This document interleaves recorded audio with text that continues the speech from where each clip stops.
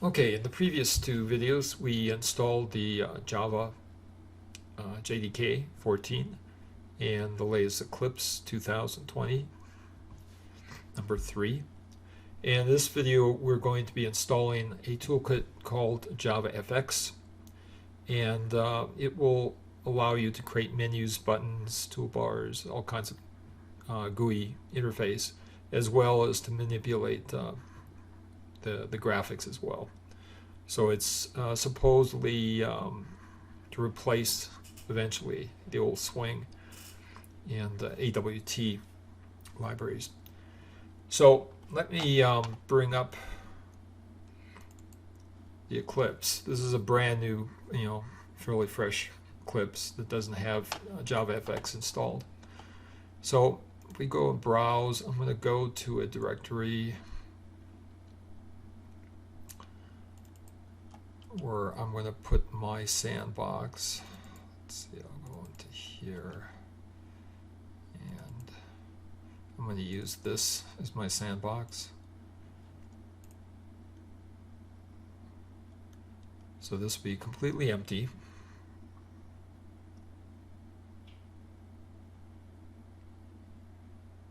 And I'll fit this into our viewer here.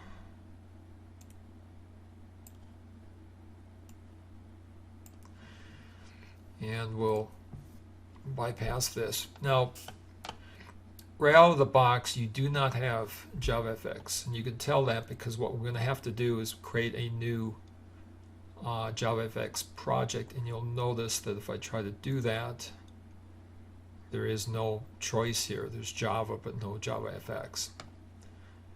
So in order to bring that in, I need to be able to pull this down somehow. Now, one thing before I go further, I'm going to show you, if you go to the About and hit Installation Details, this tells you everything that's installed sort of by default. These are various libraries, and you'll notice there isn't anything dealing with JavaFX here.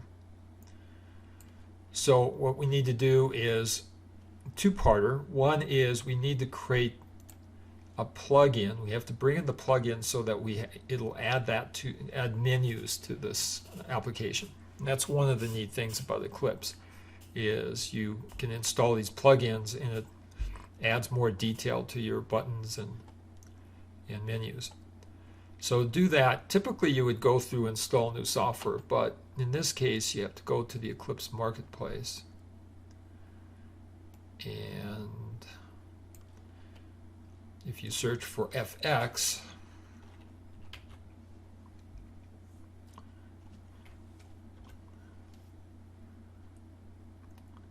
it finds this 3.6 interface. So I'm going to run install. Once it's installed the plugins, it's going to have to do a restart.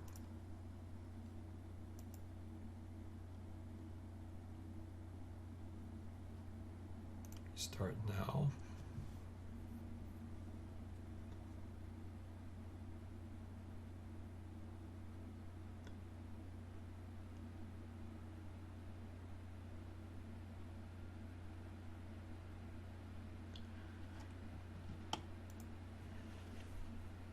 Now you'll see some things change. If you go to the About IDE, look at installation, you'll see this new library installed, what we brought from the marketplace. In addition, if we now say new and other, you'll see we have a JavaFX now. So in order to create a JavaFX application, we need to create the project. So I'll select this and give it a name, and I'll just give it name example 1. And since I have the JRE or the Java SE, I have 14 installed, so I'm going to use the project specific 14, version 14. And I'll just use the default on this, and package name, the application. So now, interesting thing about this is it installed it, and if you double click on here, you'll see the source code, but it's got all these errors here. So if you look at the errors, it can't find these. So we need to actually add a new library of the jar files, as well as some binary files, which are for the Windows, they're DLLs. And that would be sort of low-level C stuff, C++ code that the Java uses. So in order to do that, I go to the, not the Oracle website, but there's an open source website for JavaFX, and get the latest JavaFX. And I'll show you where that is.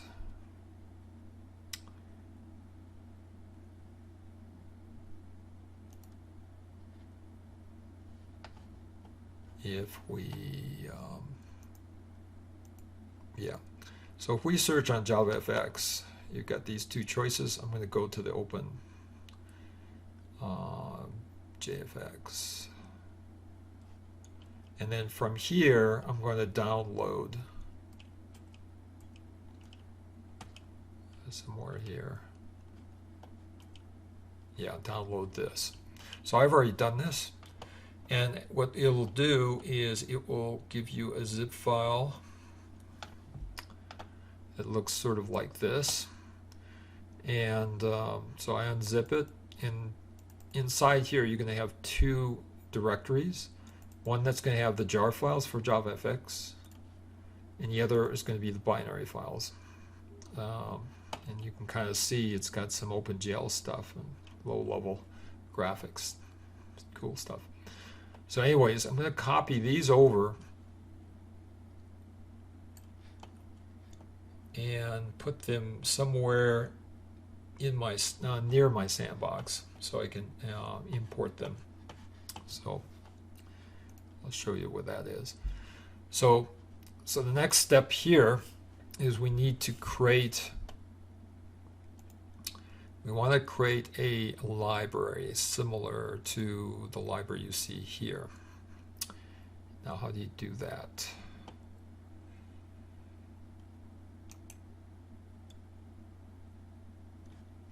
So I think if you go to here, yeah.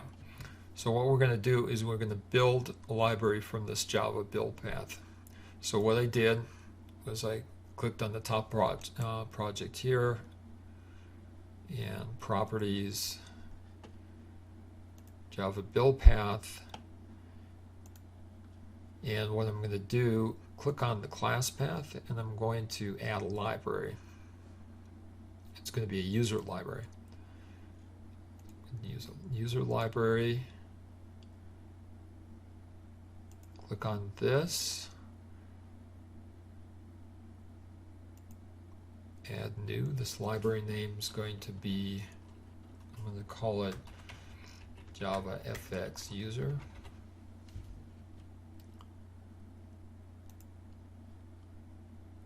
And then I'm going to add external jars. And these would be the jar files that I download from the JavaFX website. And that is stored, I copied those over and stored them in this directory. So I'm going to just select all these jar files.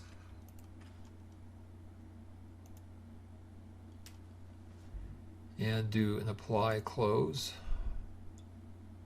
Finish. Apply close. And you'll see it will automatically put this here, and all the errors disappeared like magic.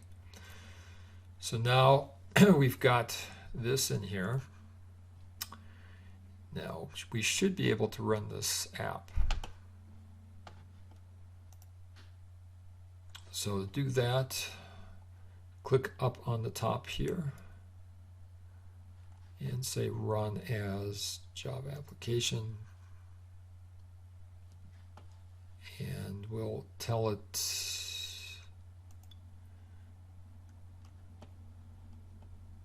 I'll use this main application.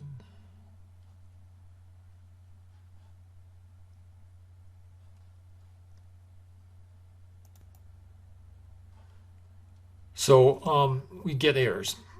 So it compiles fine, but when we actually run it, we've got some missing specifications.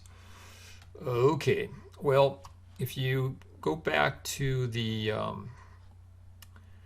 JavaFX website, it actually tells you what. So I'll bring this up. This is our OpenJFX site. Go to documentation and let's say get started. If we come down here and look at JavaFX in Eclipse, scroll down. This is kind of written for 12. We're up to 14. Right down here,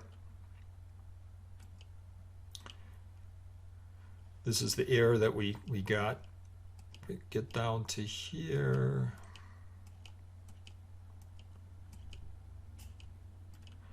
This is, oops, whoa.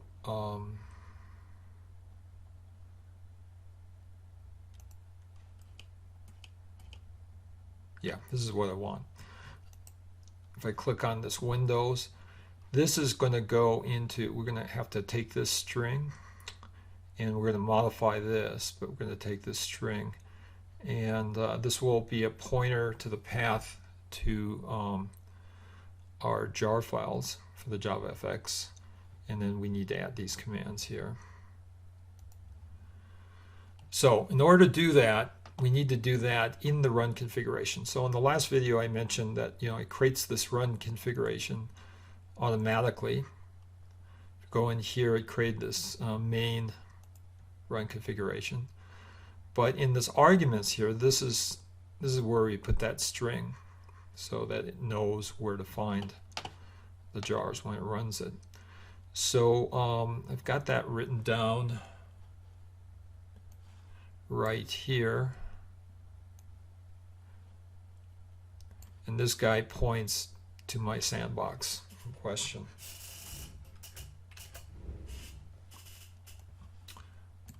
So let's do that. So this development, this is the place where I put the all the JavaFX jar files. Have this command in here, apply it, run, and voila. So here it opens up a blank window. So yeah, that's not obvious. There's quite a bit of little details there to be able to run a JavaFX. The steps, initially you had to bring in the plugin so that so you have the options of creating JavaFX GUI pieces, and then you had to download the jar files. Now let's say we wanted to run this little app like we did before, create a runnable jar file. So let's do that. Okay, so I'm going to click on the project and I'm going to export, and it's going to be runnable jar. Should have a launch configuration here. I will choose my little temp directory and call this fx jar. I will also choose this. I'm going to package required libraries into the generated jar. Set finish.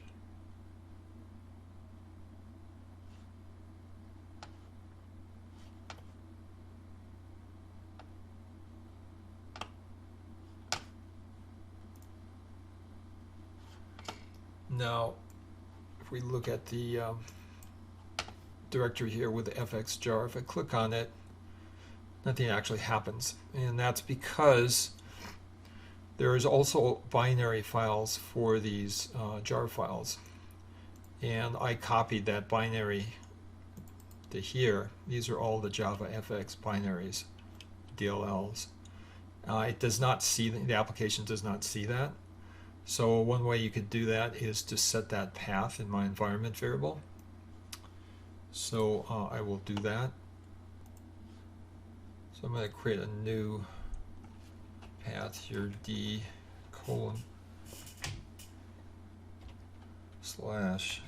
temp20/bin, and I'm going to move that up.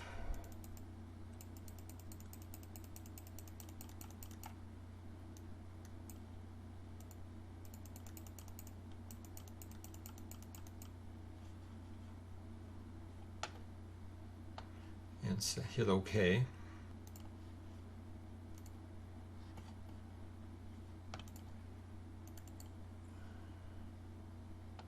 Yep. And so now when I launch this, we get our little empty app. So that was quite a lot of crazy work. It is more or less documented on the JavaFX site, but it might be a little bit easier showing you how to do that. So the next video, we will actually create a simple app that actually draws an image on the screen using this, and get into JavaFX in a little bit more detail. So let's see. To summarize, from now on, we just don't have to worry about that. If you do create a brand new project, you should be able to pull in this library that we created. So we need this, we need the plugin, but the plugin it now should stay with Eclipse. So it should be able to create JavaFX projects. So I think that's about it at this point. Oh, one other thing before I leave. If you want to increase the size of this font, which might be good for the video, you just go to Preferences, go to Font. Let's see here, Java. You'll see this Java Editor, Edit Default, and then you can make it bigger. So this might be easier when we actually look at the code. Okay, that's it.